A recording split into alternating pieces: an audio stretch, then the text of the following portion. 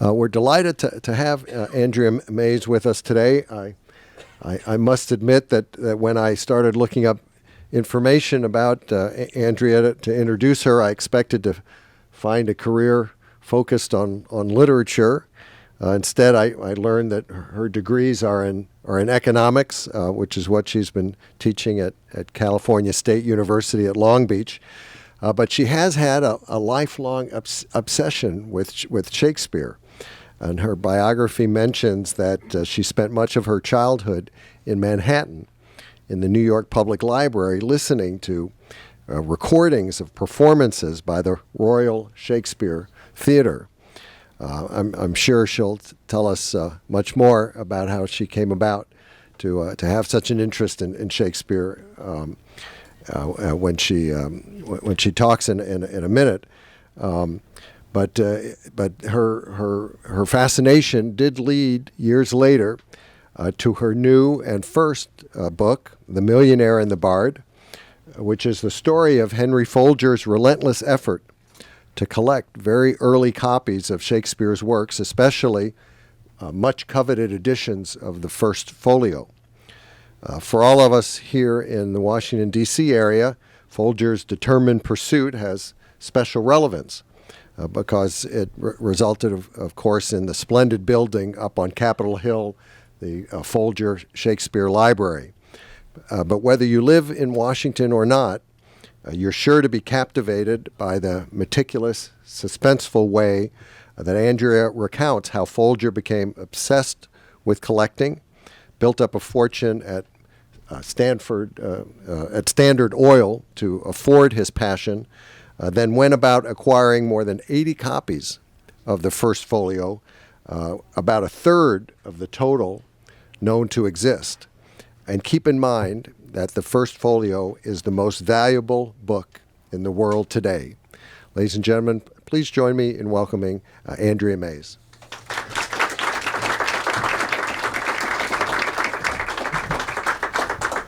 Thank you, Brad. Thank you for having me here. And thank you all for coming out tonight to hear from me. Is that okay? Yep. Okay. I have been to many events here, Politics and Prose, before. Some presentations by friends, others not by people that I knew. And for the most part, I don't like to listen to people read their book aloud to the audience, so I'm not going to do much of that unless there's something specific you want me to read. And instead, I'm going to talk first a little bit about how I got started with the book, what my interest was, what led me to this topic, and why is an economist writing about Shakespeare, which is a question I get asked a lot at the Folger. And then I'll talk a little bit about the themes of the book, the two men separated by 4 centuries, and how this book sort of unifies their stories. My personal story, people have asked me, how did you get interested in Shakespeare? And I think my answer is like that of many other writers. And that is, it all started with a teacher. So I had a great teacher who mercifully is still with us. I have been to see her and showed her a copy of the book, and she wept. It was great. It's wonderful. And she was the first one who introduced me to the Shakespeare plays. And as Brad mentioned, I spent a good deal of my New York City childhood on the either commuting on the bus or going to the New York Public Library and listening to recordings, the Royal Shakespeare Company plays of Shakespeare. So as my sister can attest to, she's here tonight, and she can tell you I played them relentlessly at night, not to get to sleep, but to listen to the plays.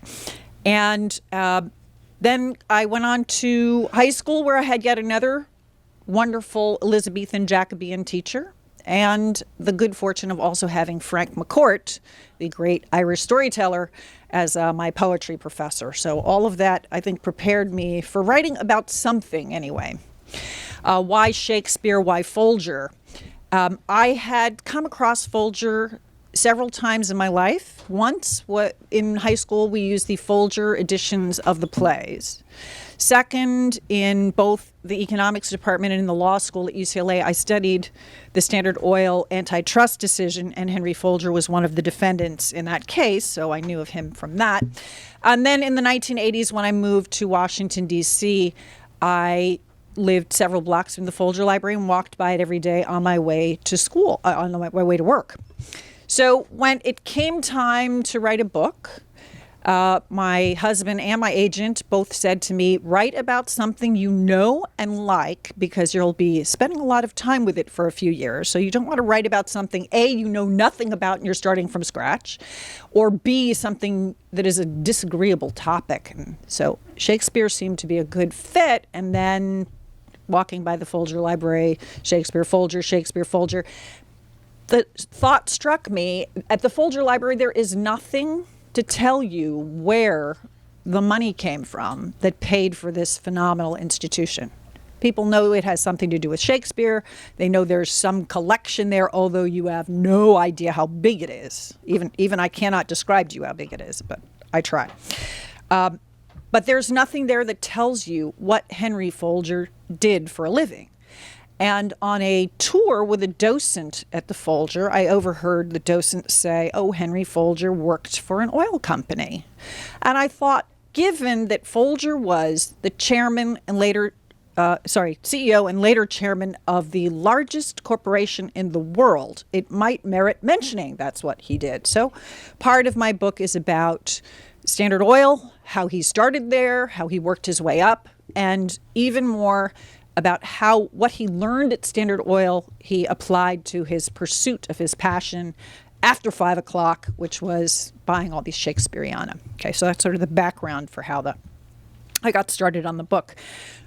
Major themes in the book, there are two men, William Shakespeare and Henry Folger, surrounded by 400 years. And then there are a series of people in between those two that lead to Shakespeare becoming this secular god of English language literature. At the time, we all know sort of who Shakespeare was. He was a playwright of the Elizabethan and Jacobean age. But when he died, he was not a god. He was one among peers of fantastic playwrights, Christopher Marlowe, Ben Jonson, Lily Green, Decker, Middleton, lots of others that I mentioned in the book. And he was not destined to become the king of this group of fantastically talented playwrights. He was not buried in Westminster Abbey in Poets' Corner, which would have been the symbol that he had arrived as a poet. He died. He was buried in his little market town of Stratford-upon-Avon. And at the time that he died, only half of his plays had ever been published. So given the survival rate of plays from the era is about 50%, that would have been spot on for Shakespeare as well. About half of his his plays had been published, and the same is true for other playwrights of the era.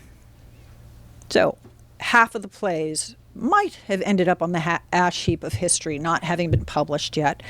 The Puritans take control of Parliament. They forbid the production of plays. Playwriting becomes less popular. The plays disappear. They're not being performed anymore. And it takes several men and a century and a half before Shakespeare reappears on the scene and becomes the secular god of English literature that we know today.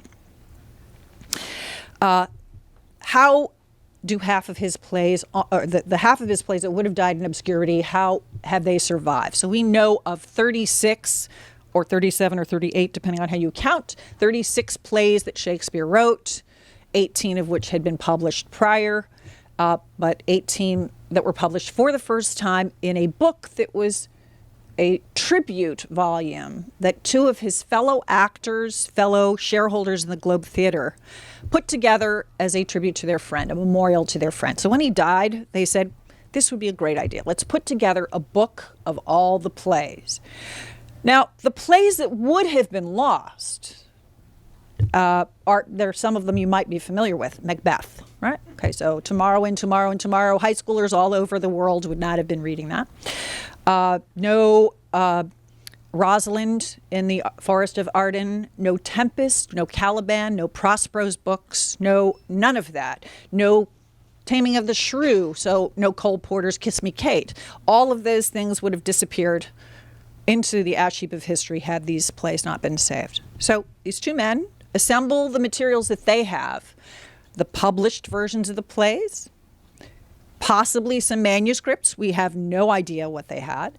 Possibly the prompt books that were owned by the theater company. These two men would have had access to them. And even more important, they would have actually acted in the plays before and with Shakespeare. So they edited the plays in a way to illustrate the way they had actually been performed at the time. All right, so that compendium, that work that is put together, is called the first folio. Folio refers to the size of the book. It's a massive volume, very big, like a encyclopedia size. And it was unusual at the time because, one, it was not meant as an economic venture to make money. It was not a bestseller. It took 9 years to sell out. It was meant, again, more as a tribute to their friend. It was unusual in that the format of the book had usually been that large format of a book had usually been reserved for serious political and religious tracts and not for ephemeral amusements like plays. At the time that Shakespeare dies, playwriting and plays in general are viewed as maybe one step above prostitution. Okay, the Puritans were not wild about the idea of performing plays. A, it meant that you were pretending to be something that you were not, and B, that was an offense against God. So add to the mix that women did not perform in the plays, that men played the parts of the women. So now you had men playing parts of women, some men playing parts of women playing men. Rosalind.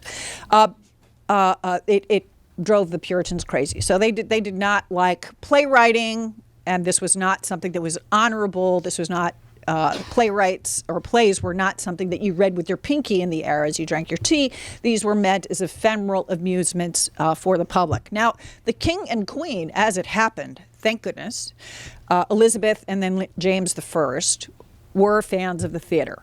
So they were sponsors of Shakespeare's. They sponsored his acting troupe, and they were defenders of his profession. So we lucked out on that. Later, after the Puritans leave Parliament, and Charles II comes back to the Restoration, he is also a fan of theater, and this is one of the steps in Shakespeare sort of coming back to the stage later on after the 1660s. Okay, so now we've got a little bit about Shakespeare. Who is Henry Folger? Born into a family of very modest means in Brooklyn. He met at prep school a young man named Charles Pratt, who would become his lifelong best friend, and whose father would become his financier so that he could finish college. He lent him money. And B, his first employer. So after Henry Folger graduated Amherst, he came back to Brooklyn and he worked in his friend's father's oil company, the Astral Oil Works in Brooklyn. The great fortune that was ahead for him was that the Standard Oil Company took that oil company over. And so, good luck, huh? So he starts at the bottom rung as a clerk and works his way up through the administration of the Standard Oil Company over 30 years. So he's also at the beginning, he's going to night school at Columbia for law school. So over 30 years, he works his way up. At the end of the 1911 antitrust suit against the Standard Oil Company, the remedy of the court was to break the company into pieces. The second largest piece was Standard Oil Company of New York, which is the predecessor to ExxonMobil, which you might have heard of as well, is also still largest corporation in America, depending on Apple stock price for that week. And Henry Folger was the chairman of that company. I mentioned Charles Pratt earlier. He not only got him a job with his dad's company, but he also introduced him to his wife. And what a fortuitous pairing that was. Henry has an interest in studying Shakespeare that blossoms into an obsession somewhere between the end of going to Amherst and the 1890s. And he marries a woman who is also interested in Shakespeare and shares his passion for collecting. So if any of you are married to collectors or know crazed collectors, you know that it's not always easy to live with someone who does not share your passion for it, who minds, for example, that the house is getting filled with the Shakespeareana in the case of the Folgers. And Henry had a great stroke of luck to find a partner who was as interested in collecting as he was. She would be poring over catalogs from book dealers. I read correspondence with 600 book dealers. That's just the correspondence. That's not just the catalogs. That's just the correspondence. 600 different book dealers who would send them catalogs. She would pore over them and recommend what they should buy, what they should not buy. We already have a copy of this, but this one has a better cover, or that one has a better edition or something. So 9 to 5, he was running Standard Oil. And after 5, he'd go home and pore over catalogs with his wife, write to book dealers, order things. They'd be delivered in Lower Manhattan at the Customs House. He would take them home, pore over them with Emily. And once the house was full of their Shakespeareana, they would take the stuff down to the basement of their Clinton Hill home, rented home, and wrap up the items, put them into a case. And when the case was full, they would ship it off to a warehouse. I looked at bills for warehouse storage that lasted over a 30-year period. So one room in a Brooklyn warehouse they rented for 30 years. And as each room filled up, they would rent a new one and another one and another one. So dozens of rooms in 2 different warehouses plus vaults.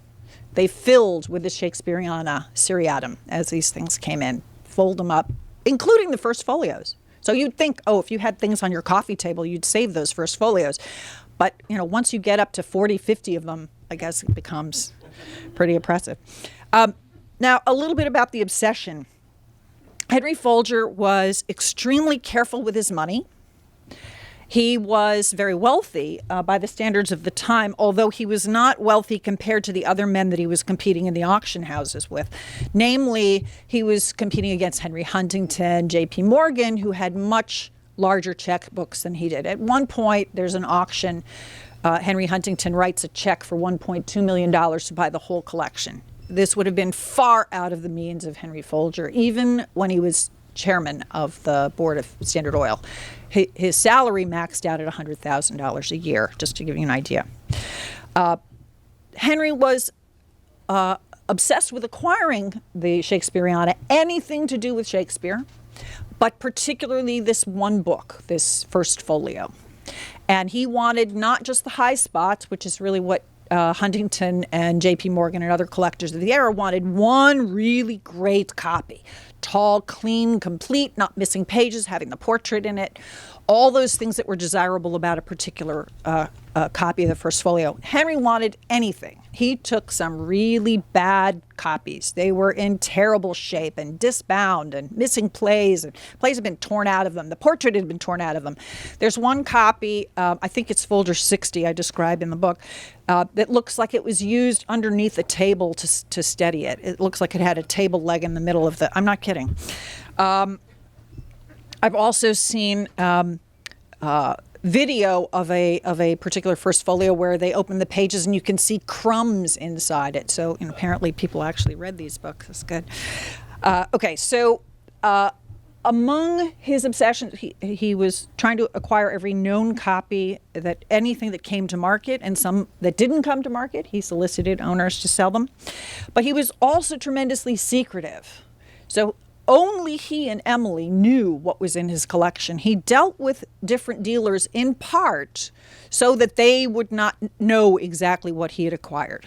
Some of them, he must have sworn them to secrecy, but some of them blabbed anyway. There's a story about that in the book.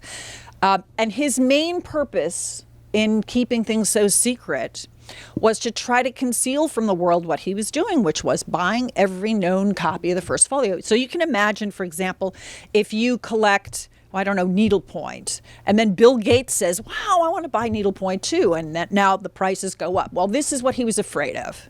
So even after they had broken ground on building the library, he kept secret the size of it and extent of his collection. And it was a complete surprise when 2,000 cases were shipped from New York down to Washington, D.C. when the library first opened.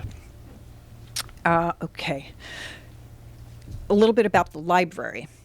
At some point during the collecting, Henry Folger contacted a Shakespeare scholar at the University of Pennsylvania named Howard Furness. And Howard Furness was both a collector and a scholar. And he recommended to Henry and Emily that they consider building a library. It's not clear from the letters whether he meant a personal library like Lennox had built in New York City in his mansion, and he would have the library and it would be available to him and he might be able to let scholars into it, or whether he meant build a public institution like what the Huntington Library turned out to be in California. At any rate, he and Emily set aside money to build the library and then endow it. They start looking for real estate, and much to your surprise, you're going to be surprised to hear this, they found out that New York real estate was too expensive and they couldn't buy what they wanted where they wanted. They were looking at property around the Frick on 79th and 5th Avenue, and they couldn't assemble enough land in that area for the amount of money that they wanted to spend. Emily had spent part of her childhood in Washington, D.C. They came through Washington, D.C. every summer on their way to the homestead in West Virginia for vacation. And on one of their layovers, they went for a walk around Union Station, and they spotted, here's the place where the congressional apartments are that the Supreme Court is about to be built. This is the Library of Congress. Here's the Capitol. And here's a bunch of row houses. I wonder if we could buy those. So they set out on a 9-year quest. It takes them 9 years to acquire all of the property along East Capitol between 2nd and 3rd. And just as Henry has done it, 9 years, again, he's running Standard Oil from 9 to 5. Just as he's acquired all this land, he opens the newspaper and it says that the government wants to condemn the property on between 2nd and 3rd and take that using eminent domain to expand the Library of Congress. So Henry did what the CEO of any major corporation would do. He got on the phone. No, he wrote a telegraph to the Librarian of Congress, who was instrumental. In 6 months, he was able to carve out the property that Henry owned from the rest of the block. The rest of the block, as you might know, was condemned by Congress, taken, and then that is the, Michael, which building? Jefferson building of the Library.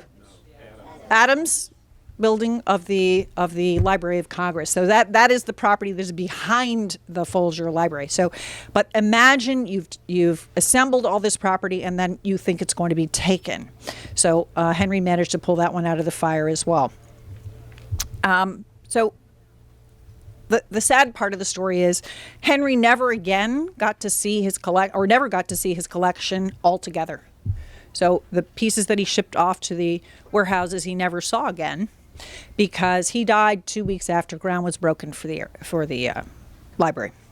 Emily, however, did live to see the library. She died 6 years after he did. And something that I discovered and wrote about was the important role that she played in getting the library actually built. So a lot has been talked about in various exhibitions and so on, that they were partners in the collecting. But the library would not have opened without her largesse. So she made enough of a financial contribution. Mind you, that they break ground for the library in 1930. This is just after October 1929. There's a financial event that decreases the size of their endowment by about 60%. So the money is not there as they expected it to be, and without her donation to the library, it would not have opened. So the result, of course, of all his efforts is that he did two things. One is that he brought Shakespeare from the dusty shelves of aristocrats' libraries, and he brought them across the pond and left them for us to enjoy here in the United States. You can see one copy of the first folio on exhibit in the exhibition hall at the Folger Library every day of the week. You can also see an electronic version of another folio in the same exhibit space, so you can actually see these folios. In addition, the library is sending copies of the first folio out to all 50 states next year. So other people in Wisconsin, San Diego, Kansas City will get to see them as well. I think I'm done talking about what I wanted to talk about. If there are any questions, I'd be happy to take them.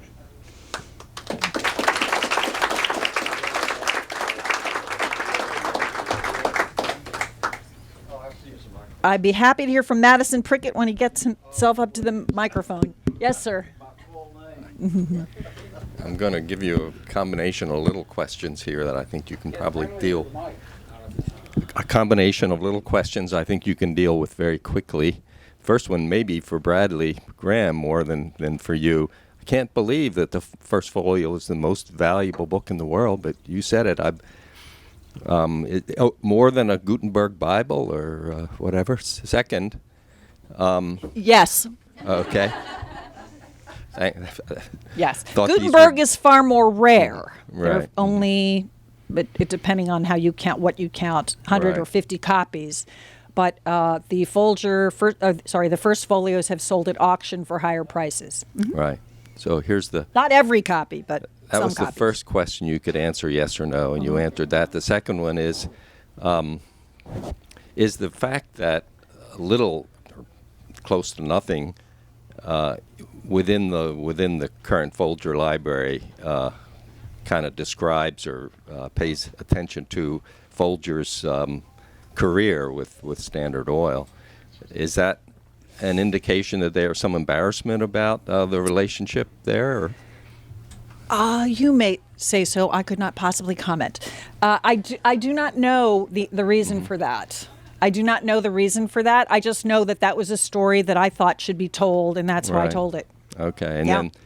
and then finally, and this may be the more substantive question, why is it that among the half plays that were published, the half plays that were not published, that it includes plays like Macbeth or Tempest or whatever that were have become not only some of the best known, but also, as you say, had been produced. Right. And were presumably popular plays at the time they were produced. Why is it that they were not published? Okay. Why did the publishers pick? And the answer is the plays were owned by the theater companies, and the theater companies did not want other companies to steal the plays and perform them without paying them. So if you could write down the play, if you could sit in the audience and write down the play and take it to York or Leeds or something and perform it, you would do so without paying the theater company that owned the play, and they thought this depreciated the property that they had. There was no copyright law at the time, and if there had been a copyright, it would certainly have been held by the theater, not the author. So Shakespeare would have sold the plays to the theater company, which then he owned later, for a couple of pounds.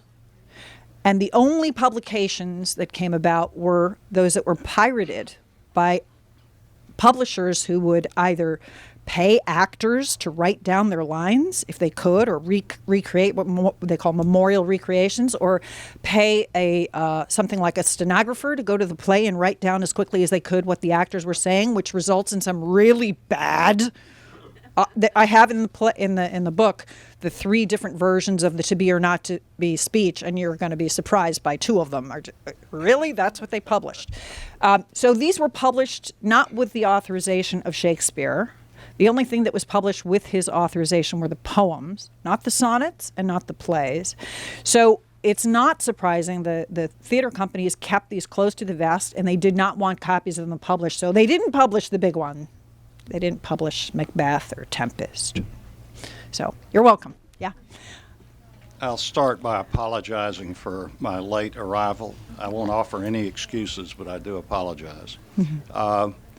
One thing that fascinated me about the book was the diversity of the subject matter you cover. Certainly the history of the folios and the museum, all that's great, but the stories of how it all came about. Jane and I had a good friend who was one of the top antique porcelain dealers in the world, meaning that he sold china that came from China when you could only get china in China. And all the heraldry and all that, and his stories about how he put together deals was so much like you described these dealers and collectors in Folger's case. My question is this: did you spend any time with modern day collectors of anything to get the idea of the wheeling and dealing that went on? What are these guys laughing I about? did. I had some personal contact in my own house with an obsessive collector. Was one way. I thank you for the observation. The story is both a love story, a man for Shakespeare and a man and a woman for Shakespeare, and Hemmings and Condell, these two actors, for their friend William Shakespeare. But it's also a detective story. And really, the book does not read, I think, like an egghead book about Shakespeare. It reads like a detective story. And I've been told that you want to find out, does he get this copy or not? And I describe the mistakes he makes, what he does well, which he learned at Standard Oil, the things that he didn't do so well. And some of that is about the tension between the cultures in England and the United States. American industrialists were going over to the continent and to England with cash and saying, "What do you got?" and buying the culture right out from under them. And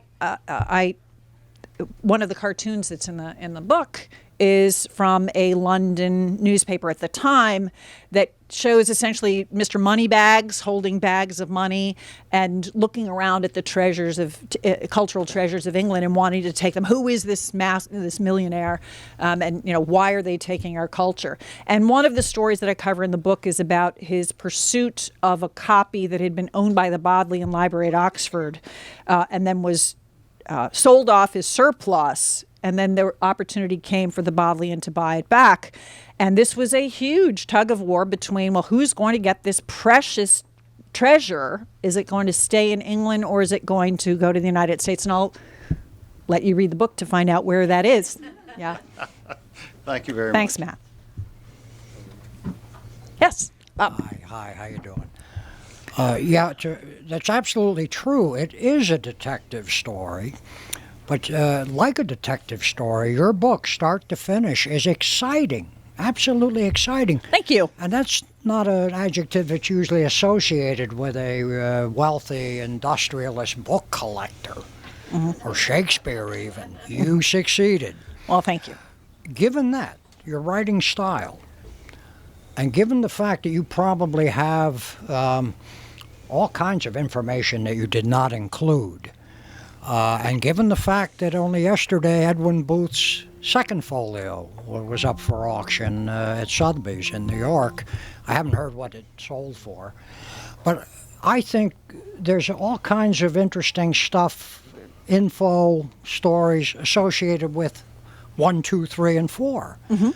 Do you have any plans to do something like that? And if you don't, I really encourage you to give it at least a thought.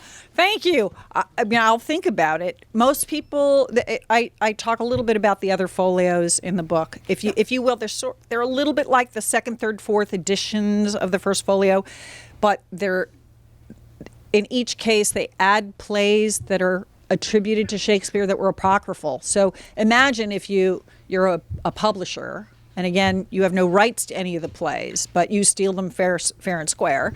And then you say, oh, well, Shakespeare's doing really well. I found some more Shakespeare. Here they are. And then you publish those, and they're all apocryphal. Quick footnote, though, but the scholarship and the corruption, and he didn't write, all that aside, these are beautiful-looking books.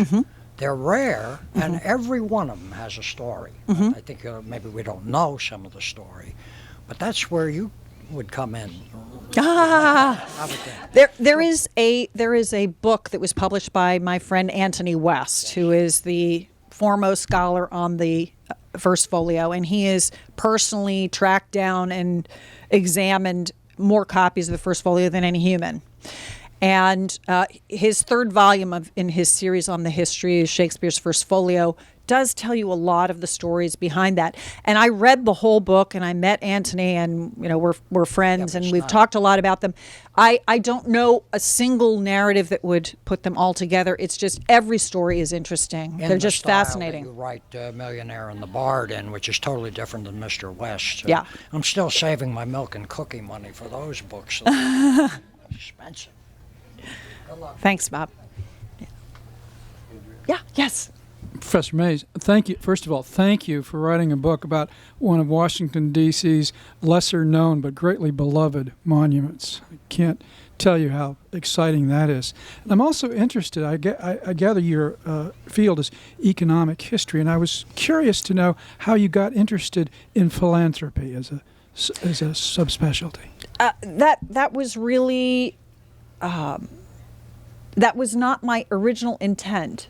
I really was interested in the Standard Oil Company from the perspective of its history and how it was the most reviled corporation in the history of the world. Justifiably. You think, well, for part of its history, yes, but for a great deal of its history, no. And I do cover that in a footnote. There's a very, very, very long footnote that describes what was going on at the Standard Oil Company at the beginning of its history. So really, I think they're two separate histories of the Standard Oil Company. In the beginning, when it had such an awful reputation, and there were cartoons portraying it as an octopus that had its arms through all the federal buildings in Washington, and that was when they were doing good things, in my view. So, among other things, what Rockefeller did was he consolidated an industry that was tremendously disintegrated, and he lowered the cost of the product by about 50%. From the beginning of the Civil War until 1900, the cost of kerosene, which is the product that they were refining at the time, was cut in half. And this was very, very good for consumers. So when you do that, you tick someone else off. Namely, if your costs are lower than your competitors, they get irritated and angry, and they want to stop you from doing what you're doing. That's the first half. And that's really what was going on when Henry was first new to the company. Later, they become essentially an enforcer for the railroad cartel. That is very anti-consumer. So, but I wouldn't say it was an evil corporation, certainly at the time that Henry was working there. At the beginning, this was very pro-consumer. Home heating and home illumination was something that was for wealthy people at the beginning of the Civil War, and it was for everyone by 1900. And that was down to one guy, and that was John D. Rockefeller. Thank you very much. You're indeed. welcome. Yes. Can't wait to read this book because that's my second favorite place for books, this being the first in Washington. and for cultural enterprises in general. And my questions are two. And maybe I'm eager to read to see if this is in there. I know there are a lot of resources, I've used them, that are related, like 1732 Pope, terrible version of Shakespeare, rewriting, all of that ancillary material.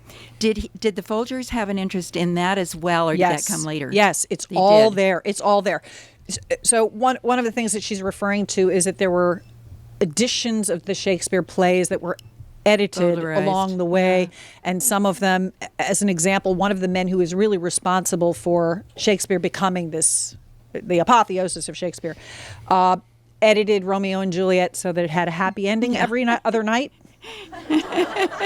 I'm not joking.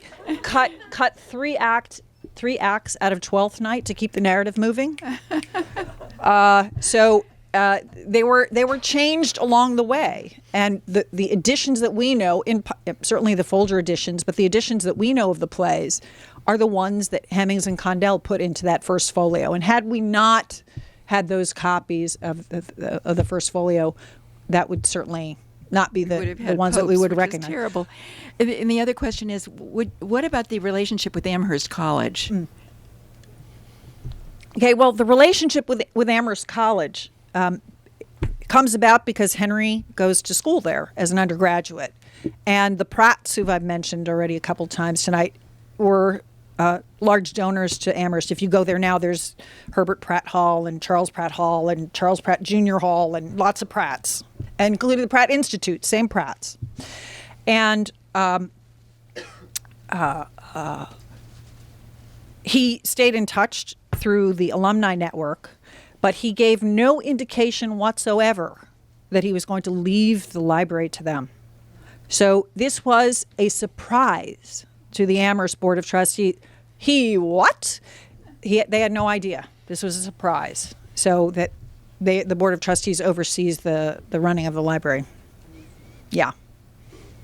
Yeah, hi, Andrea. Good to see you again, and your husband, James, who's standing behind me. You could ask questions anytime. But anyway, I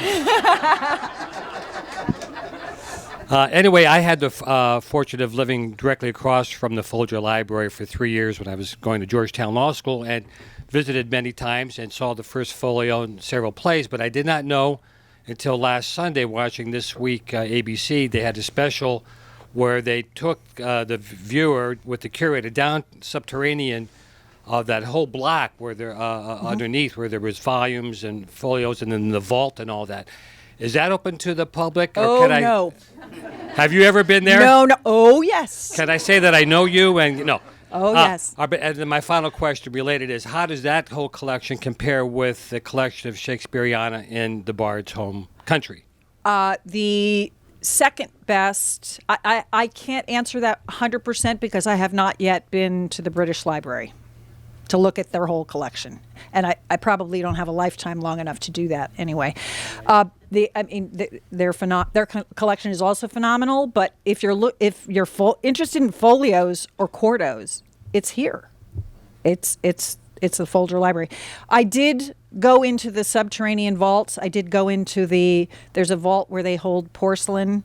There's a vault where they have a cask that I describe in the book that was custom made for a particular copy of the first folio, owned by Baroness Burdett Coutts. And she was presented with a piece of Hearn's oak by Queen Victoria. And from this, she had carved a cask that the first folio goes into, and I saw that in a separate vault. Hearn's oak, if you're not familiar with it, is the tree that Falstaff is made to run around in Merry Wives of Windsor as part of his humiliation and comeuppance. But yes, I have been down in there, and the very first thing that I asked to look at is something that I cover the pursuit of in the book, which was the only known copy of 1597 publication of Titus Andronicus, the only known copy. It's there, and I held it. Yeah. Yes, sir. Could you tell us a little bit more about Mrs. Folger, and did they have any descendants? And if so, did you have any contact or research with them? The answer is Mrs. Folger went to Vassar with Charlie Pratt's sister. Once again, the Pratts show up. And Emily went to Vassar and then went later to get a master's degree, writing her thesis on the true text of Shakespeare. She grew up partly in Washington, D.C., where her father was a solicitor for the Treasury Department in the Abraham Lincoln and Johnson administrations. And she was just, I can't imagine a more perfect life partner for Henry, because she had this felt interest in the collection. They did not have any children. Their collection was their family. But he had siblings, she had siblings, and their nieces and nephews or octogenarians that still live. I did not interview any of them because really what I was interested in was the acquisition stories, the detective story of how did he find out that there was this copy being owned by Coningsby Sibthorpe. I couldn't make that name up if I tried, right?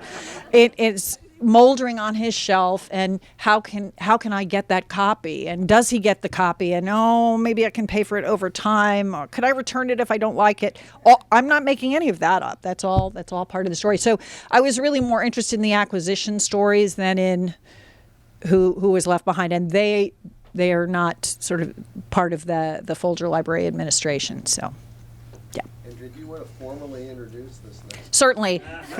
The gentleman in the loud shirt is my husband, James. Who really wrote Shakespeare?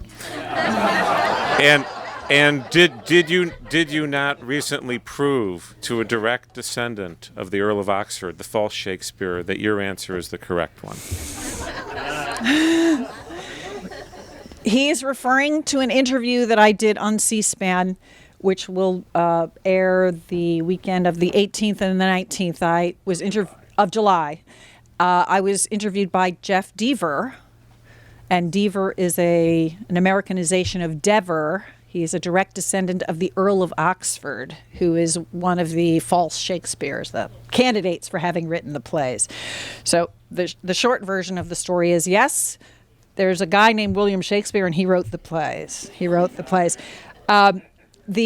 I go over the evidence, a little bit of the evidence in the book. It's not really the subject of it because that is a rabbit hole that you can spend your life running down because there are a lot of different theories. Christopher Marlowe did it.